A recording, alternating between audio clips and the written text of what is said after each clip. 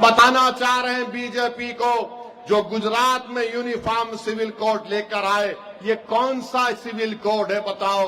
आप हिंदू धर्म का मैरिज, हिंदू धर्म के शादी के कानून को मुसलमानों पर आयत कर रहे हैं। आप हिंदू धर्म में जो जायदाद का बंटवारा होता है, कानूनन आप उसको मुस्लिम धर्म पर लागू कर रहे हैं। आप हिंदू धर्म में जो मियां बीवी में शादी खत्म करने का तरीका है, आप मुस्लिम धर्म पर उसको लागू कर रहे हैं। ये कौन सा कानून है? ये तो संविधान के आर्टिकल 25 के खिलाफ है। फंडामेंटल राइट के खिलाफ कोई कानून नहीं बना सकता है। तो मालूम हुआ कि बीजेपी ये चाहती है कि सिविल कोड के नाम पर मुसलमानों को उनके धर्म से दूर कर दिया जाए। सुन लो बीजेपी आरएसएस वालों, हम इस दीन को कभी नहीं छोड़ेंगे इंशाअल्लाह ताला। तुम कानून जो बनाते बना लो, इस्लाम हमारा धर्म है और रहेगा इंशाअल्लाह ताला। हम गुनाहगार जरूर हैं, मगर इस्लाम को छोड़ने वाले नहीं है। तुम कानून बना लो, मगर हम कुरान और सुन्नत को नहीं छोड़ने वाले हैं इंशाअल्लाह ताला।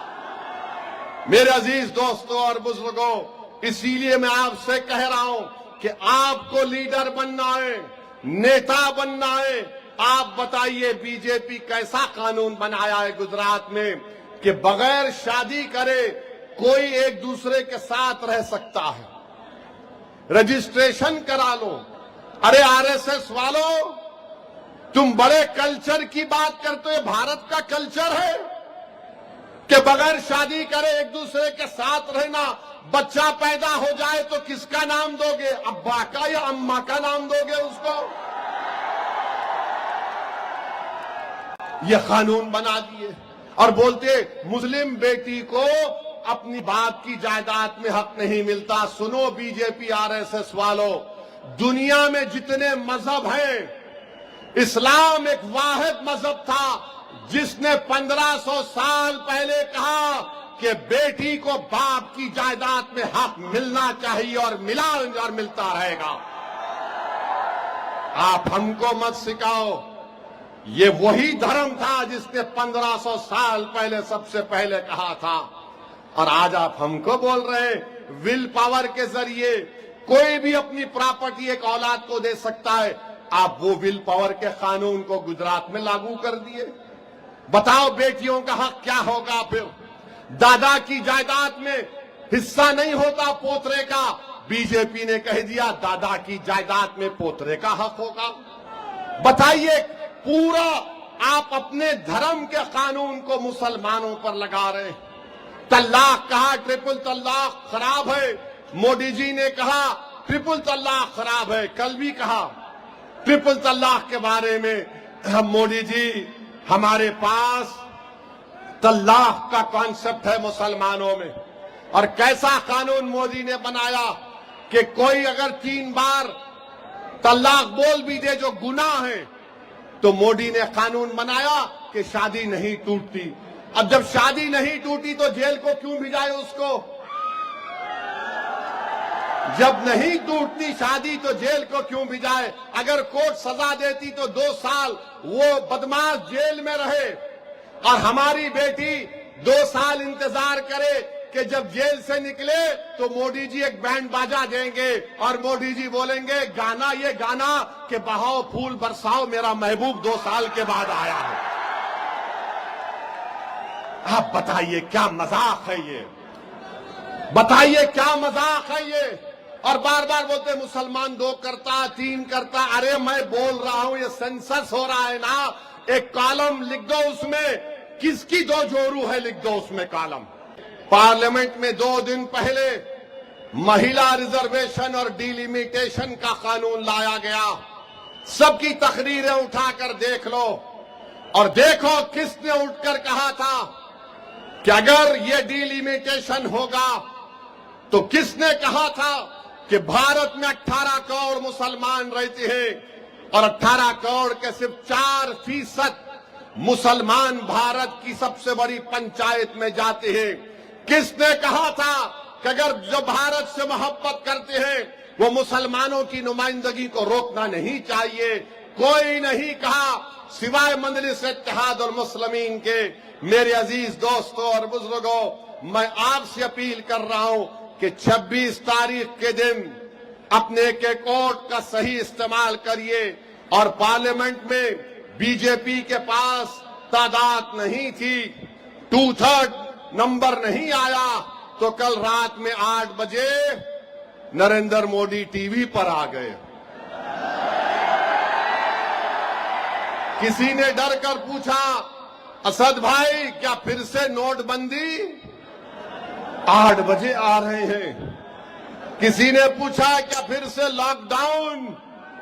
मोदी जी, जब कभी भी आप टीवी पर रात में आते, लोग ये समझते कि कहीं फिर से नोट तो गायब नहीं हो जाएगी, कहीं फिर से 2 घंटे में लॉकडाउन तो नहीं हो जाएगा। तो भारत के प्रधानमंत्री ने क्या कहा कि अपोजिशन ने महिला आरक्षण को पास नहीं करके भ्रूण हत्या की।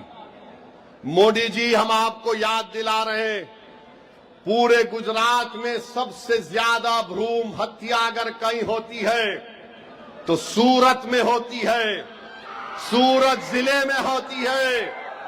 ये मैं नहीं कह रहा हूं, हुकूमत गुजरात के फिगर्स कह रहे हैं। 835 बेटियां बच्चियां पैदा होती हैं 1000 बच्चों पर। मोदी जी, कभी गुजरात से भी तो मोहब्बत कर लो, कभी सूरत से तो मोहब्बत कर लो। और पूरे भारत में अगर 1000 बच्चे पैदा होते, 980 या 990 बच्चियां पैदा होती हैं। बाद जगह पर 1000 बेटियां और 1000 बच्चे पैदा होते, उस समाज का नाम क्या है बोलो? वो समाज का नाम क्या है बोलो? बोलो। 1000 बच्चे पैदा हुए तो 990 या 990 के ऊपर पैदा होते बेटियां, और समाज का नाम मुसलमान है। बराबर पैदा होते हैं बेटियां और बच्चे, और ये हमको सिखाते हैं तुम बच्चियों पे जुल्म करते हैं। अरे जालिमों, जब एक औलाद किसी के मां के कोख में रहती है तो हमारा मानना यह है कि अल्लाह की तरफ से है। हम ये नहीं देखते कि बेटी है या बेटा है, हम कहते हैं अल्लाह हमको दे रहा है, अल्हम्दुलिल्लाह। तुम हमको बोलते मुसलमान बच्चियों से जुल्म करते हैं। अरे ये फीमेल इन्फेंटिसाइड ये कहां है बताओ? ये भ्रूण हत्या कहां पर हो रही है? अब लोग बोलेंगे ओवैसी ने भड़काऊ भाषण दे दिया। अभी हमारे टीवी के जिम्मेदार लोग हैं, ताक में बैठे रहते। मैं आपको फिगर बता रहा हूं, फिगर्स पे बात करो। भ्रूण हत्या का सबसे बड़ा सेक्स रेशियो आप देख लो, कहां पर है? सबसे कम यहां पर सूरत में है, 845 कुछ है। बताओ फिर इस पर क्या होगा? ठीक है मोदी जी, आप वो भूल जाइए, आपको बिल्किस बानो याद होगी? बिल्किस बानो याद है आप लोगों को? याद है ना? वो हमारी बेटी थी जो हामिला थी, भाग रही थी, उसी के पड़ोसियों ने मिलकर उसका रेप कर दिया, उसके बच्चे का कत्ल कर दिया। उसका केस चला महाराष्ट्र में। वो जालिमों को जिसने हमारी बेटी पर जुल्म किया था, उनको कोर्ट ने सजा दी। उन जालिमों को छुड़ाने का काम मोदी की सरकार ने किया था। और देश के प्रधानमंत्री कल रात में 8 बजे कह रहे हैं भ्रूण हत्या। जकिया जाफरी आप जानते होंगे, बीजेपी वालों, जकिया जाफरी, एहसान जाफरी के इंसाफ के लिए लड़ते लड़ते इस दुनिया से चली गई।